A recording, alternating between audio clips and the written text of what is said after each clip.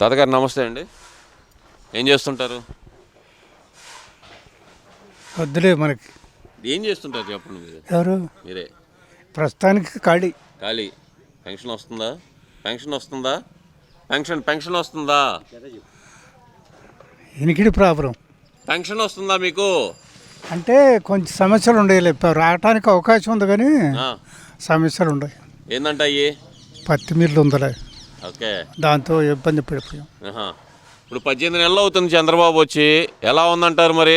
పరిపాలనకి 100% బాగుంది. 100% ఏ విషయంలో నచ్చింది అంటారు? ఏ విషయంలో నచ్చింది మీకు? అన్నీ ఏ అడిగి తీట్లా. ఇప్పుడు ఎవరు కావాలని ఇస్తున్నారు కదా. అసలు ఏం చేయట్లేదంట చంద్రబాబు నాయుడు అసలుకి.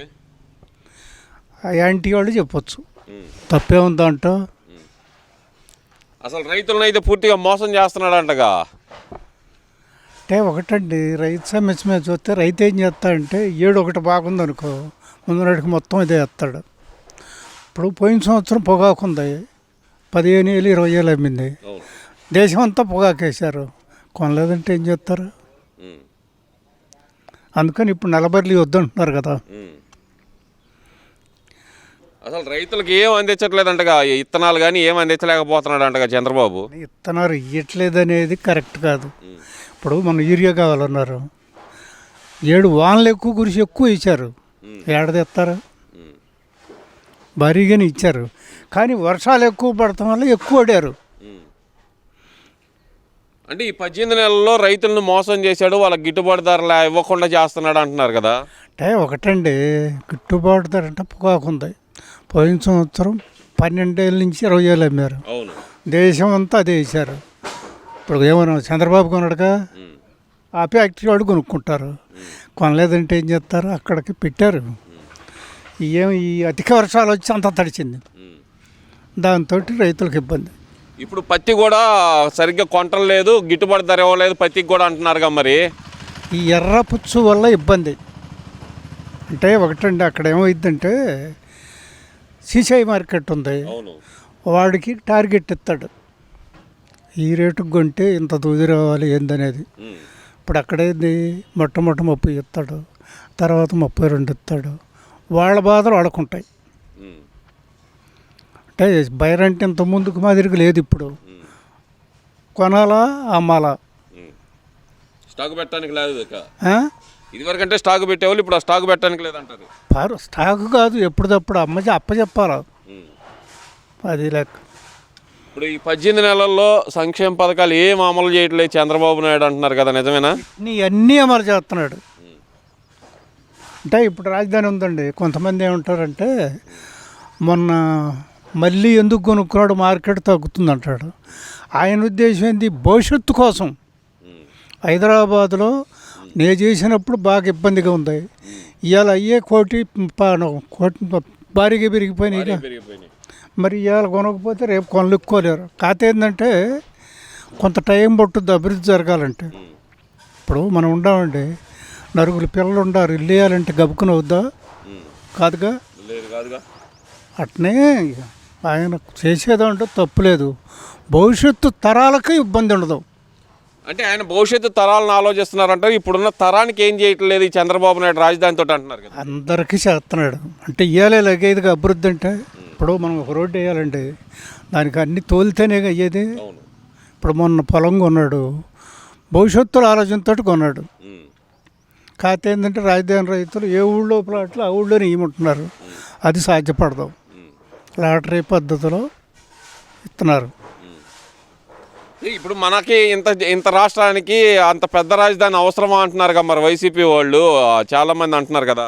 అసలు వాళ్ళతోటి చెప్పుకునేవి మనకు అనవసరం, మనకి వినపడకూడదు అంటారు. వాళ్ళు ఏం చేశారు? మూడు రాజధానులు అన్నారు, 3 ఇటుక బిళ్ళలు పెట్టారా?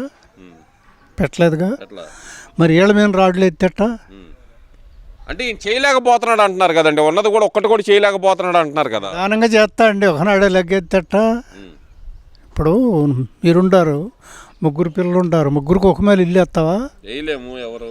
అంతే. అది కూడా అసలు రాజధానిలో చంద్రబాబు దోచుకో తినటానికి మాత్రమే ఆయన రాజధాని అంటున్నారు కదా.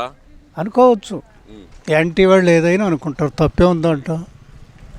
ఏంటి మరి 18 నెలల కాలంలో ప్రజల్లో పూర్తిగా వ్యతిరేకత వచ్చింది ప్రభుత్వం మీద అంటున్నారు, నిజమేనా అది? ఏం లేదు, మన సర్వేలు కూడా చూశాను నేను, అన్నీ బాగానే ఉంటాయి.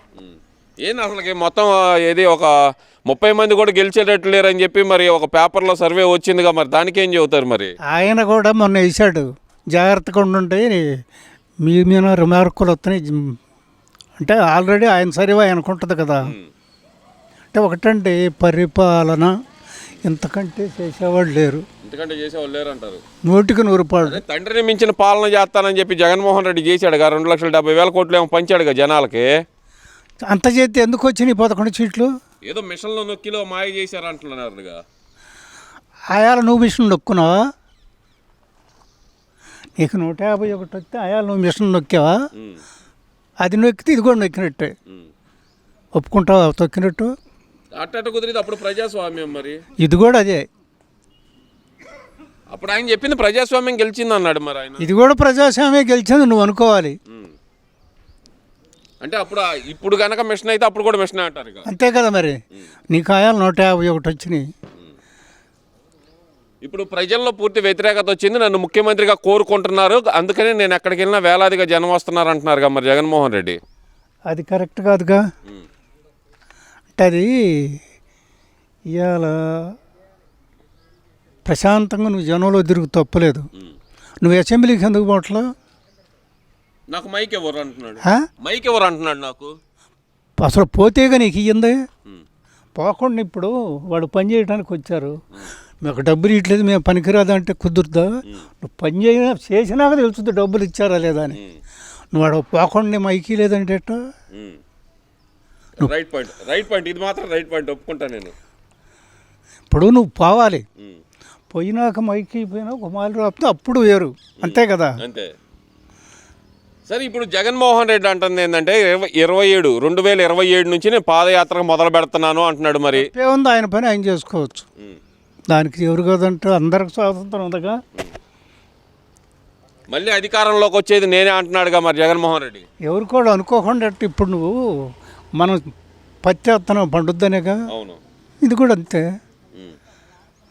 కూటమి ప్రభుత్వం అంతా అన్యాయం చేస్తుంది, అక్రమం చేస్తుంది, ఈ అన్యాయానికి వ్యతిరేకంగా నేను వస్తే కనుక ఒక్కొక్కరికి రప్ప అని అంటున్నాడుగా. మరి కావాలనుకుంటే నీకే ఎత్తారేమో, ఆయాల దాకా చూడు, నువ్వు చూడాలి ఆయాల దాకా చూడాలిగా. మరి రప్ప డైలాగ్ ఏమంటారు బాబాయ్ మరి? అది మనం చెప్పేది కాదు. మరి అయితే 2029 వచ్చే అవకాశం ఉందంటారా మరి జగన్మోహన్ రెడ్డి? మన చేతుల్లో లేదుగా, జనం చేతుల్లో ఉంది. జనం అయితే నా వెనక మాలే ఉన్నారు అంటున్నాడు. మరి తప్పే ఉందా అంటావు, అనుకోవాలిగా. అనుకోవాలంటారు, అంతే ఇక.